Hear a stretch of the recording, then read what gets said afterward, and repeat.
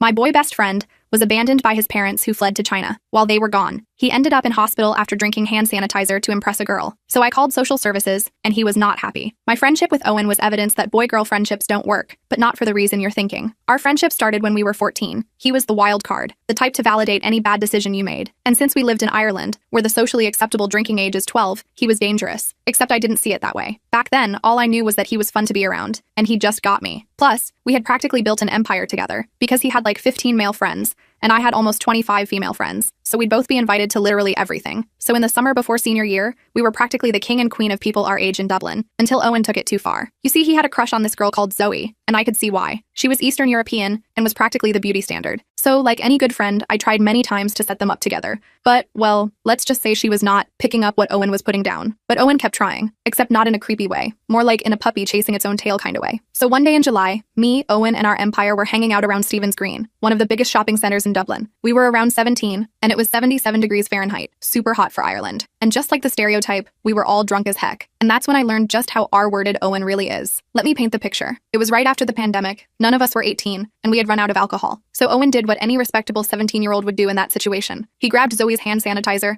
and started pouring it into his mouth. I tried to grab it from him. He won that battle. Our entire empire was laughing and cheering him on, like it was the funniest thing in the world. In that moment, I realized that, to them, we were nothing more than the party holders. Within minutes, his eyes were rolling to the back of his head. He was staggering around and falling into the outside seating area of the nearby restaurants. I tried to pull him to the side and get him to the recovery position, but I wasn't strong enough to do it alone, and no one wanted to help. Until I started shouting at the 6-foot boys with their hands in their pockets. And luckily, we managed to get him to vomit in an alley. My heart was racing while I called the ambulance. But while we waited, he began to regain consciousness. Before I continue, you have to know Owen hates physical contact. Even when our hands accidentally brush against each other, he does a dramatic full-body shiver, and his face contorts into disgust. So when his first words after regaining consciousness were him asking me to spoon him, I almost threw up in my mouth a little. But then I thought about his family that, aside from monthly cash payments, abandoned him in Ireland to start a new life in China when he was just 13. So, mostly out of worry and pity, I did it. Especially since his skin was getting significantly colder, and I wanted to make sure he survived. After an hour had passed, me and Owen found ourselves still waiting for the paramedics. And by this point, he was using what little energy he had left to push me off him, and beg me for a cigarette. I still remember the 17-year-old look of desperation in his eyes. And if I'm being honest, how annoying he was being is what made me finally give in. When he took the first puff, a smile plastered on his face. He looked like a terminal cancer patient being told they're in remission, but halfway in, he was staggering again. I rubbed my temples together and tried to remind myself that his home life was even worse than mine, that he was just trying to cope, until he threw up again. Because mixed in with the bile was red, like a lot of red. And the paramedics made it even worse, because when they arrived, they refused to treat him. "I'm not treating another substance addict," one of the ladies said, laughing. Another one just stood there waving at him, "Sayonara, Asian boy," before driving away. Owen started shivering, and tears were streaming down my face. I couldn't call my parents because I knew they would injure me and kick me out of my house. I started screaming at them that he wasn't an addict. It was just a stupid dare. But they were already walking back to their ambulance. "He needs to sleep it off. Call his parents to pick him up," the older one called over his shoulder. They drove away, leaving me sitting there in shock. Owen had started vomiting again, but this time I noticed something terrifying. There was blood mixed in. Actual blood. I was completely panicking now. I couldn't call my parents. They would absolutely kill me for drinking, and probably kick me out. Owen's parents were literally on another continent. Most of our friends had abandoned us. In desperation, I called the one person I'd promised never to involve in my messes, my cousin Morgan. Morgan was 24 and worked as an EMT in a neighboring district. She'd always been the responsible one in the family, and had lectured me countless times about my partying habits. She was also the only person in my family who knew the full extent of my double life, and had kept my secrets, even while disapproving of my choices. The last time I'd seen her was at a family dinner where she'd pulled me aside and warned me that I was heading down a dangerous path. I'd rolled my eyes and told her to mind her own business. Now here I was,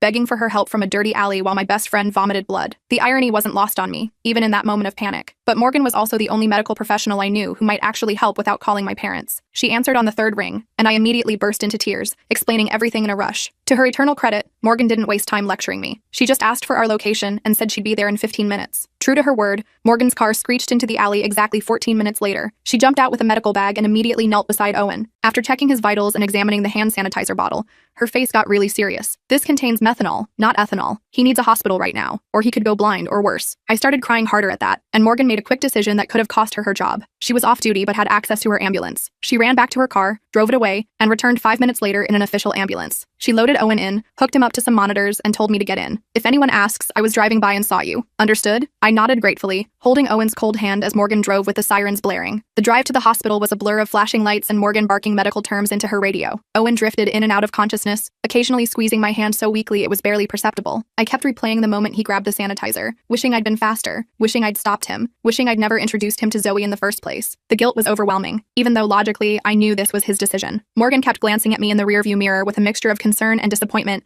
that made me feel about 2 inches tall. At the hospital, things didn't get much better. The intake nurse recognized Owen immediately, which was another bad sign. Kim again? She said with a sigh, looking at his chart. 3rd alcohol poisoning this year. He's taking up a bed someone else needs. Morgan stepped in professionally. This isn't standard alcohol poisoning. He ingested methanol from hand sanitizer. He needs methanol antidote protocol immediately. The nurse still seemed reluctant, so Morgan pulled her aside and had a whispered conversation. I couldn't hear everything, but I caught phrases like parents in China, and effectively abandoned, and potential organ damage. Whatever she said worked, because they whisked Owen away on a gurney. The next few hours were a blur of paperwork and questions. A doctor told me Owen had severe methanol poisoning, which could have been fatal if we'd waited much longer. They pumped his stomach and started some treatment with ethanol, actual drinking alcohol, which apparently counteracts methanol poisoning somehow. The doctor explained that methanol breaks down into formaldehyde and formic acid in the body, which are incredibly toxic. But ethanol prevents this conversion by keeping the liver busy. It was weirdly ironic that they were actually giving him medical-grade vodka through an IV to save his life. They needed parental consent for the full treatment protocol, though, which meant I had to admit that Owen basically lived alone. His parents paid for everything remotely,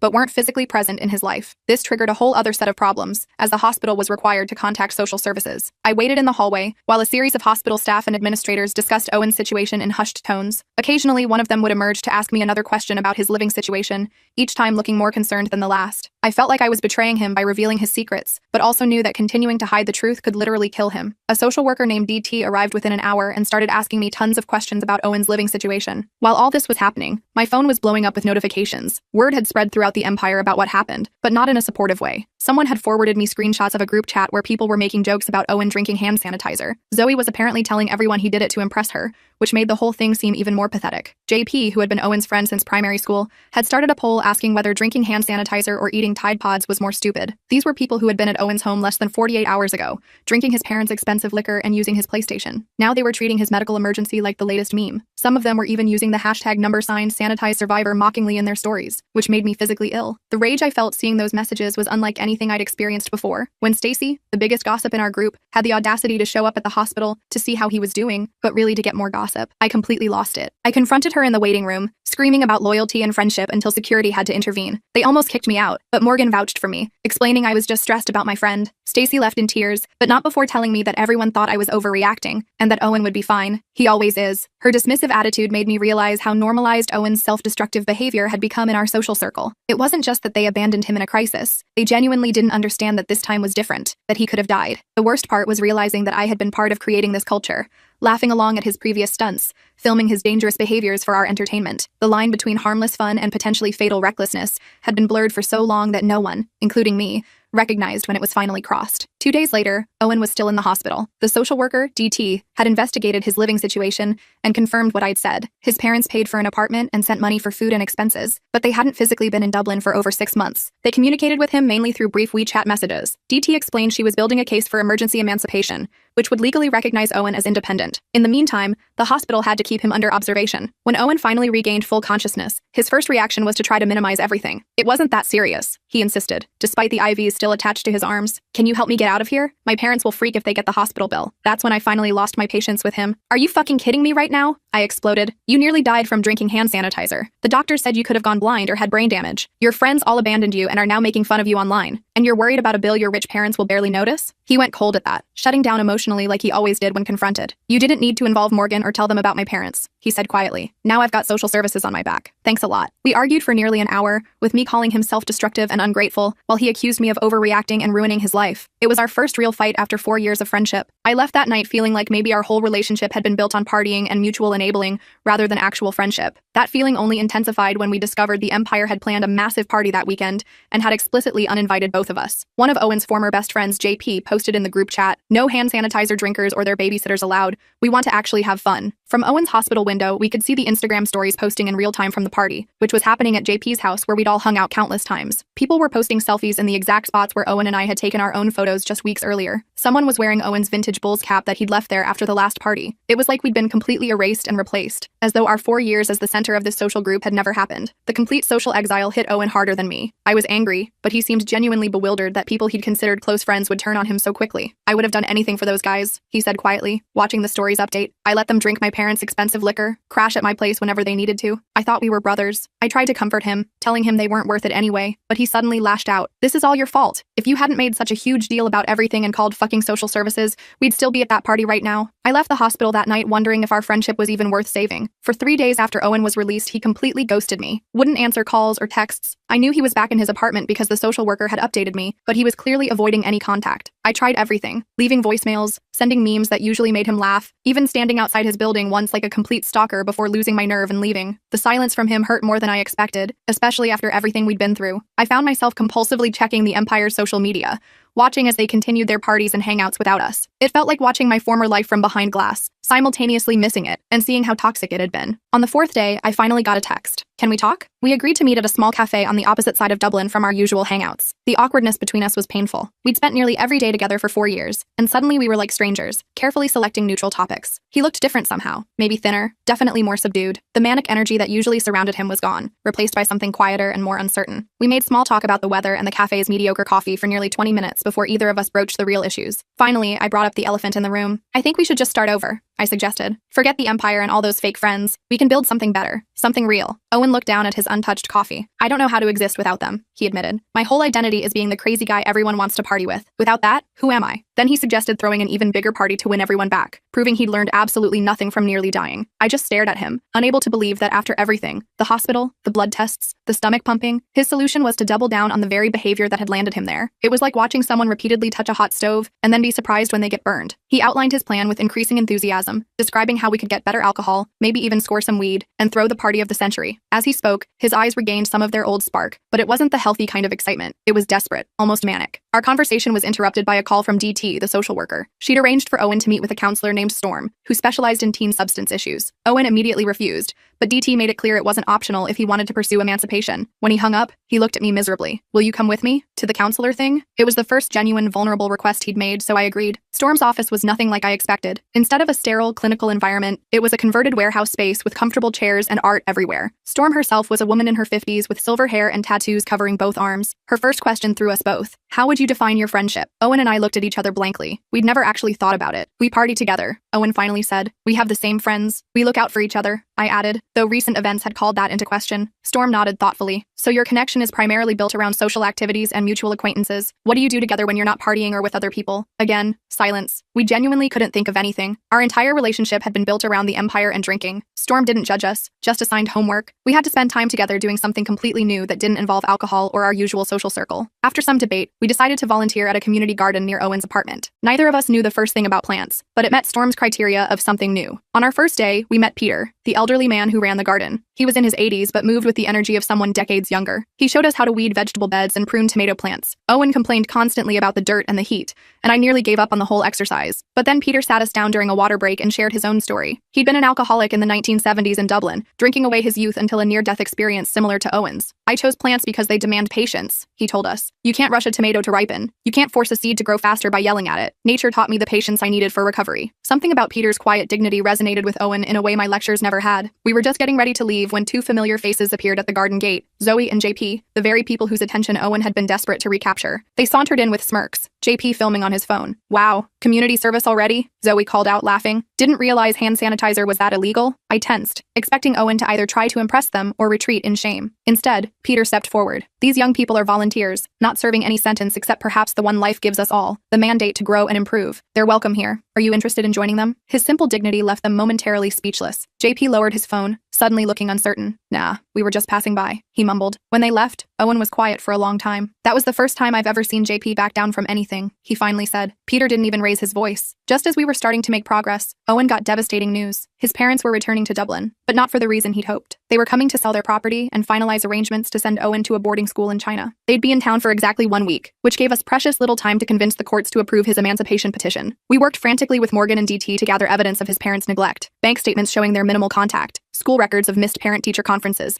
and testimonials from neighbors who rarely saw them. But we needed character witnesses beyond just me, someone who could testify that Owen was capable of living independently. Owen had to humble himself to ask Peter and Storm to speak on his behalf, admitting to them the full extent of his parents' absence from his life. The day before the hearing, we got an unexpected text from Zoe asking to meet. Hope flared briefly in Owen's eyes. Maybe she finally saw him differently. We met her at a cafe where she got straight to the point. "I heard about your court thing tomorrow," she said. "I could testify that you've been living alone all this time. Everyone knows it." For a moment, I thought she was genuinely offering help, until she continued. "But I need something in return. Help me get back in touch with Morgan's crowd. They're having these exclusive parties now, and I heard you've been hanging out with her." I watched Owen's face as he processed this. The old Owen would have jumped at any chance to please Zoe. Instead, he slowly shook his head. "I can't do that. Morgan's helping me because she cares, not because she wants something. Thanks for the offer, but no." Zoe's face hardened. "Wow, hand sanitizer really did fry your brain. Good luck tomorrow, loser." As she flounced out, Owen looked at me with a mixture of sadness and pride. That's the first time I've ever said no to her. It felt weird, but good. The hearing itself was intense. Owen's parents showed up with an expensive lawyer who portrayed them as concerned, loving parents simply wanting the best education for their son. They spoke about cultural differences in parenting,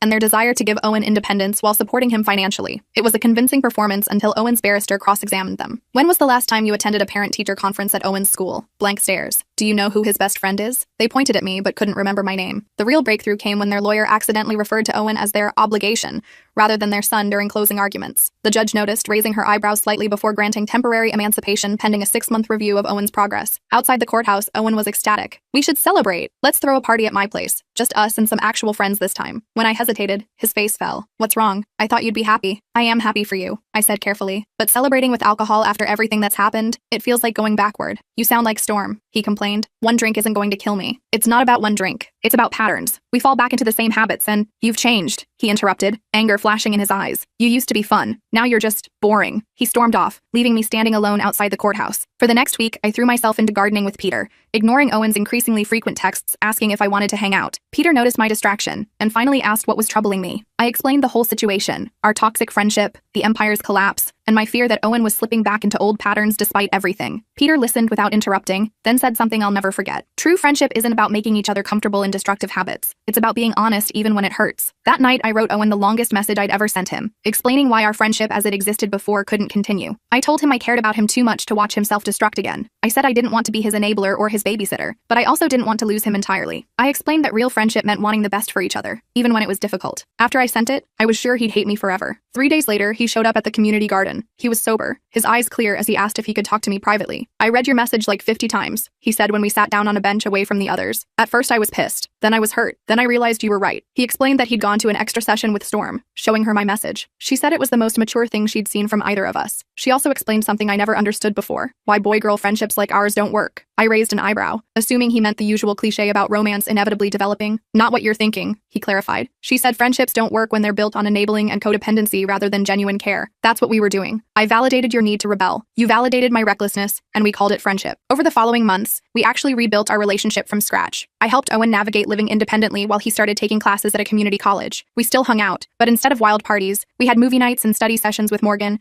and a few new friends we'd made through Peter's community center. Sometimes we'd spot members of our old empire around Dublin, but they felt like strangers from another lifetime. By Christmas, exactly 5 months after the hand sanitizer incident, Owen received formal emancipation. We celebrated with sparkling cider in the community garden greenhouse that Peter had let us renovate as our project. That night, Owen told me something he'd never admitted before. "I kept you at arm's length all these years because I was terrified of genuine connection. After my parents basically abandoned me, I figured everyone would eventually leave, so I never let anyone get too close. I confessed my own truth. I enabled your behavior because having an empire made me feel less invisible in my own dysfunctional home. My parents barely noticed me unless I was causing problems. We're not perfect now. He still sometimes yearns for his wild days, and I still occasionally enable his bad ideas. But we're learning. Our friendship works now because we've stopped trying to escape our problems through each other, and instead face them together, side by side rather than falling into each other. And that's the real reason why boy-girl friendships like ours don't work without effort, not because they inevitably turn romantic, but because without honesty, boundaries, and genuine care, they become just another way to hide from ourselves. So yeah, that's the story of how I watched my best friend drink hand sanitizer and accidentally destroyed our teenage empire. Not my proudest moment, but maybe sharing it here will help someone else recognize toxic patterns in their own friendships